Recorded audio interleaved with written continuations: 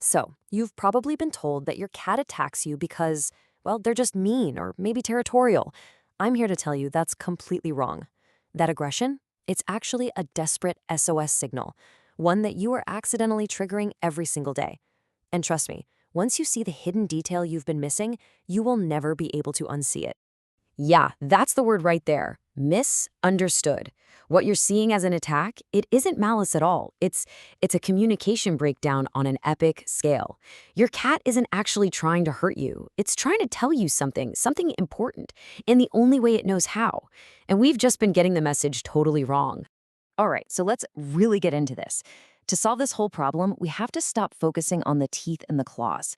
Think about it. Those are just the final, desperate exclamation points at the end of a long sentence, a sentence you've been unintentionally ignoring. The real clues? They're much, much quieter.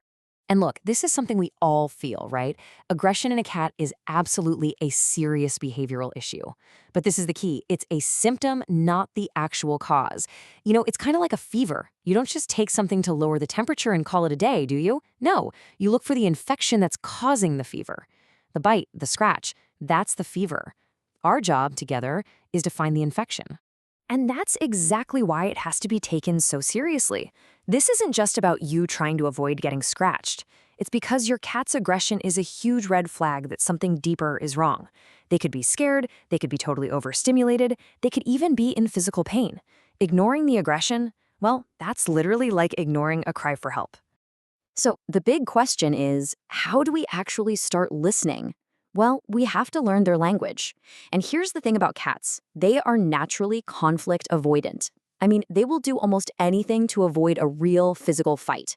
So before they ever bite or scratch, they give out a whole series of really clear escalating warnings. It's what experts call the cat's ladder of aggression. And here they are. These are the early, silent rungs of that ladder. You know, that little twitch at the end of the tail, the pupils that suddenly get huge, the ears that ever so subtly shift backward. These are not just random little quirks, you guys. They are very deliberate signals that are basically saying, hey, I'm getting really uncomfortable here. Please stop what you're doing. And this chart just lays it out perfectly, doesn't it? Look at the difference. On one side, you've got your happy, relaxed cat. The whiskers are forward, pupils are normal. But on the other side, all the signs of agitation. The whiskers pull way back, the pupils get huge to zone in, and that tail starts lashing back and forth. This is your cat broadcasting its emotional state, clear as day, but only if you know what you're looking for. Okay, so what happens if we miss all those silent warnings? Well, they're forced to escalate to audible ones. And listen, a hiss or a low growl, that is not the start of the fight. It's the absolute last-ditch attempt to prevent one. It's your cat basically screaming at you, look, I've asked you politely, and now I am begging you to just back away before I have to do something neither of us is going to like. Okay, so now you get the physical language, the how. But what are they actually trying to tell you? What's the why? Well, the answer to that question, it reveals this psychological trap that you might have been falling into since the very day you brought your cat home. Turns out, the aggression almost always falls into one of these 4 buckets. And notice what they all have in common, right? Every single one is a reaction to a specific situation. We're talking fear, overstimulation, frustration from seeing that neighborhood cat outside the window, or just not being taught how to play the right way. So you see, it's not about having a bad cat. It's about a cat being in a bad situation.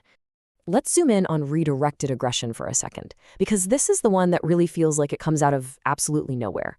Picture this. Your cat is just chilling at the window, totally peaceful. Then it spots another cat outside. Instantly, its brain just floods with all these fight-or-flight chemicals. It wants to go after that other cat, but it can't. Its body is all revved up for a fight with nowhere to go. So what happens? You just happen to walk by and bam, you become the accidental target for all that pent-up energy. And get this. This is wild. Redirected aggression might be responsible for up to half of all aggression cases toward owners. 50%. Think about that. That random attack that just happened, it probably wasn't random at all. You just didn't see the original thing that set your cat off. So, okay, we've figured out the warning signs, and we've talked about the triggers. But now we get to the biggest piece of the puzzle, the one thing that takes a single incident and turns it into a chronic repeating problem. And yeah, it has everything to do with us. I really want you to think about this for a second. What if? What if you are accidentally teaching your cat to attack you? With the best of intentions, of course. But what if your own natural reaction is the very thing training your cat to use its teeth and claws against you? This right here, this is the crucial moment. Let's say your cat nips you because it's overstimulated from being petted. What's your instant, totally natural reaction? You pull your hand away, right? But wait a minute. What did the cat want in that moment? It wanted you to stop petting it. And by pulling your hand away, you gave it exactly what it wanted. In that one split second, you accidentally taught your cat a very powerful lesson. Biting works. And just like that, you've created a vicious cycle. The cat learns that the fastest, most effective way to get what it wants, whether that's for the scary thing to stop or just for the petting to end, is to bite. That desperate SOS signal we talked about, it's just been turned into a learned weapon, a reliable, effective tool. And it's a tool they're going to start using faster and more often every single time. Okay, that sounds pretty bad, I know. But the good news is we can fix this. So how do we break this cycle? How do we unteach this behavior and actually rebuild that trust? It all comes down to a really clear 5-step plan. A plan that puts you back in control by, ironically, making your cat feel safe again. All right, here's our roadmap. Step 1, we become detectives. We've got to identify and then avoid those triggers. Step 2, we rebuild that positive relationship from the ground up. Step 3 is all about enriching their environment. 4 is using proven behavior modification techniques. And step 5, only if it's necessary, is considering medication with your vet's help. But hold on, before we dive into any of that, let's get the single most important rule out of the way. And it's this: you can never use punishment. I'm talking no yelling, no spraying with a water bottle, none of that. It will only make things worse. All it does is increase their fear and confirm in their mind that you are a threat, which just fuels more aggression. So, step 2, rebuilding that relationship. The absolute foundation for rebuilding trust is one word: predictability.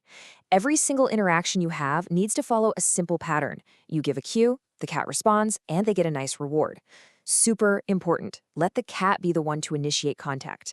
Keep any petting sessions really short and sweet, and always, always end them on a positive note before they even have a chance to get irritated.